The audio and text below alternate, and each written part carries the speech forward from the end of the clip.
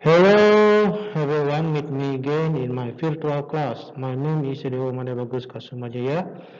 Today we are going to learn about the use of past perfect, present perfect, and future perfect tenses ya. Jadi kita hari ini akan belajar tentang penggunaan dari past perfect, present perfect, dan future perfect. Jadi setelah ini kita akan berarti tentang grammar atau tata bahasa. Oke, kita lanjut saja. Adapun tujuan pembelajaran hari ini adalah teman-teman mampu memahami fungsi sosial, struktur penggunaan, unsur kebahasaan, dan bisa mempraktekkan dialog terstruktur dan tidak struktur dengan menggunakan tenses past perfect, present perfect, dan future perfect.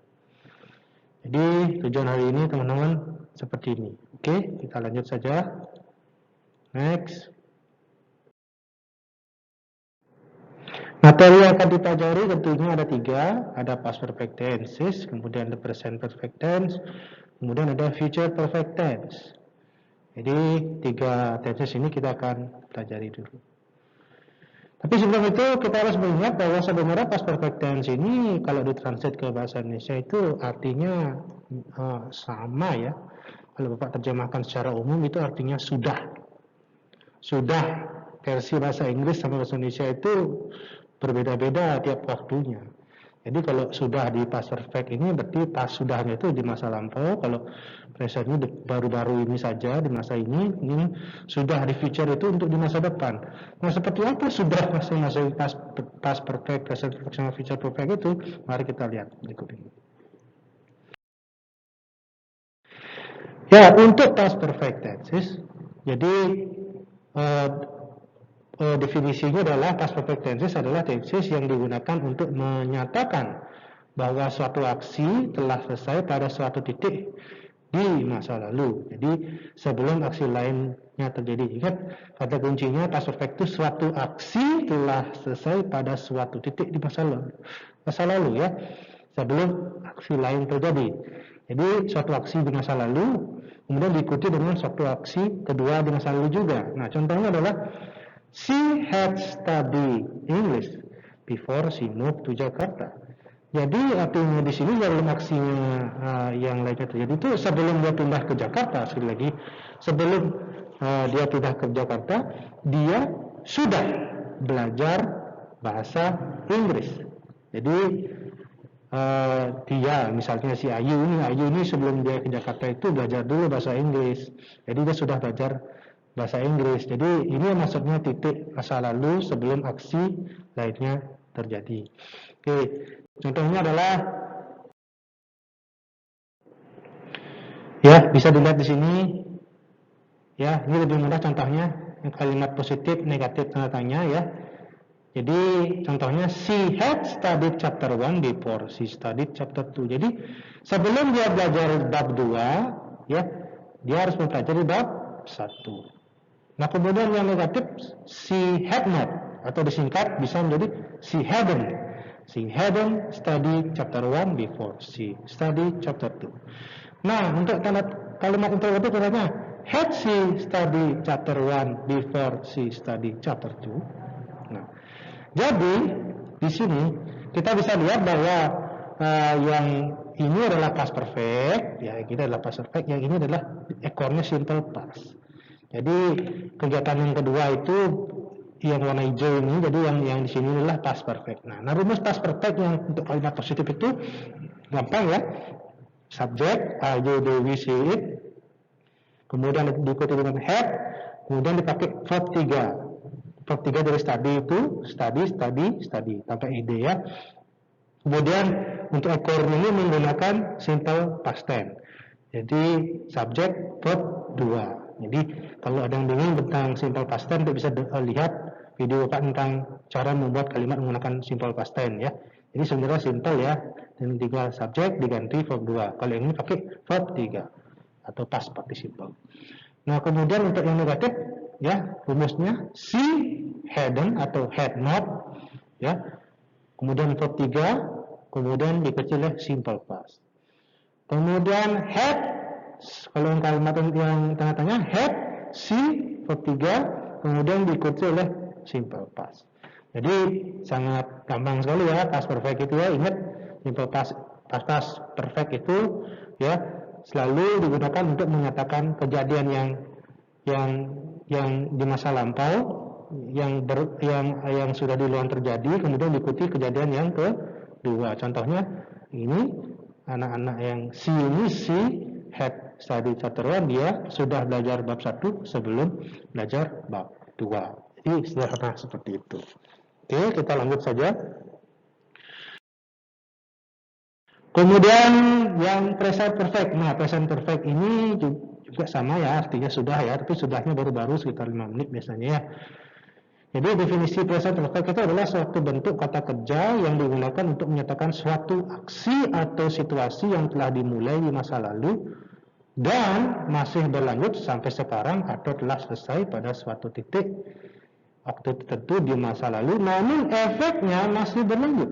Ya, jadi kata kuncinya adalah suatu aksi, satu situasi yang telah dimulai masa lalu, tapi efeknya masih berlanjut sampai sekarang ya, atau telah selesai pada suatu titik tertentu di masa lalu, namun efeknya masih berlanjut sampai sekarang. Contohnya, he has learned English for 1 year. Jadi dia sudah mempelajari bahasa Inggris selama 1 tahun. Nah, adik-adik sudah belajar bahasa Inggris sama berapa lama? Oh, kira-kira baru berapa bulan ya? Jadi atau mungkin beberapa tahun bisa saja ya. Jadi tapi sampai sekarang masih belajar ya, sampai untuk mengasah kemampuannya. Jadi kalian ngomong gini, I have learned English for several years. Jadi beberapa tahun. Nah, kalau di sini konteksnya he has learned English for 1 year. Sampai sekarang dia masih belajar bahasa Inggris. Jadi dia sudah belajar bahasa Inggris selama 1 tahun, begitu artinya ya. Oke, kita lanjut saja. Rumusnya sangat simpel ya. Rumusnya ya, ini kalimat contoh yang lain ya. She has finished chapter 1 ya untuk yang kalimat positifnya. Kemudian negatifnya she hasn't atau has not ya. Bisa disingkat hasn't. Ya, kalau dijabarin has not, jadi hasn't. Kemudian finish chapter 1. Kalau yang interrogative, has she finished chapter 1? Jadi tinggal dibalik-balik gitu saja ya.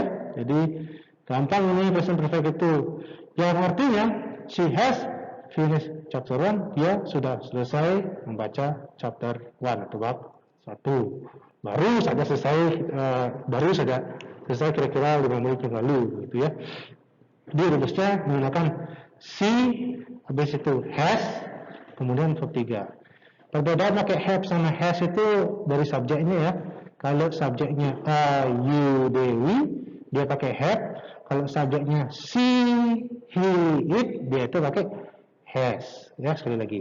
Jadi itu perbedaan have sama has dari subjeknya. Kemudian kalau yang negatif tinggal diisi not aja. She hasn't finished chapter 1. Kalau dia pakai subjek I berubah. I haven't ya. Haven't. Jadi tulisannya haven't ya.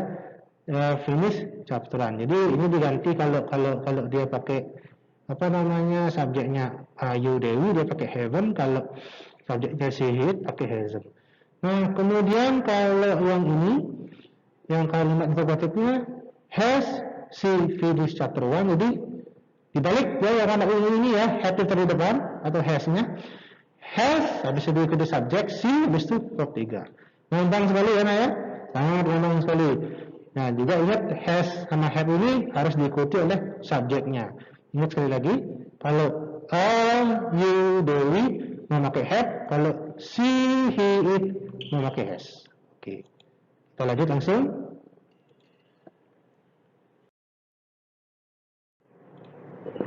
Nah, kemudian kita belajar future perfect tense. Ya, future perfect tense itu adalah bentuk tenses yang digunakan untuk menyatakan suatu kejadian yang akan selesai di masa yang akan datang.